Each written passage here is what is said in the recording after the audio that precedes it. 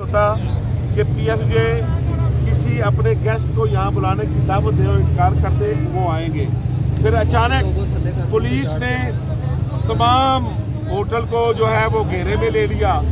फिर थोड़ी देर बाद होटल के मालिक को गिरफ्तार कर लिया, फिर होटल के मैनेजर को गिरफ्तार कर लिया और इस तरह के कुछ अब भी जारी है।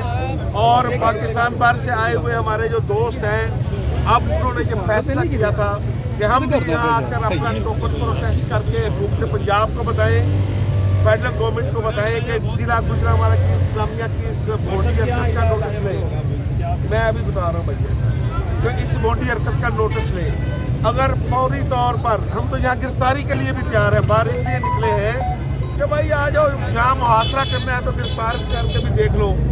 और शायद गुजरांवाला की इंतजामिया को पीएफजे की हिस्ट्री का पता नहीं है कि हमने जनरल ज़िया-उल-हक के ख़िलाफ़ तहरीक चलाई, जनरल परवेज़ मुशर्रफ के ख़िलाफ़ तहरीक चलाई।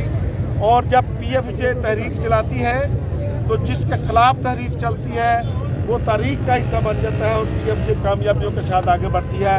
इसलिए मेरी वफाकी हुकूमत और सूबाई हुकूमत से अब भी पुरअमन अपील है कि ज़िला इंतज़ामिया की इस हरकत का नोटिस लें और फेडरल एग्जीक्यूटिव काउंसिल के इजलास में जो रुकावटें आप डाल रहे हैं वो ख़त्म करें ताकि हम अपना इजलास जारी रखें। अदरवाइज़ इजलास तो हमारा होगा ही होगा, हम फुटपाथ पे कर लेंगे, एक होटल आप बंद करेंगे, हम किसी और कमरे में जाके कर लेंगे, लेकिन फिर उस इजलास में का मकसद मौजूदा हुकूमत के खिलाफ एहतियाजी तहरीक का आगाज़ होगा, फिर वो तहरीक शुरू होगी।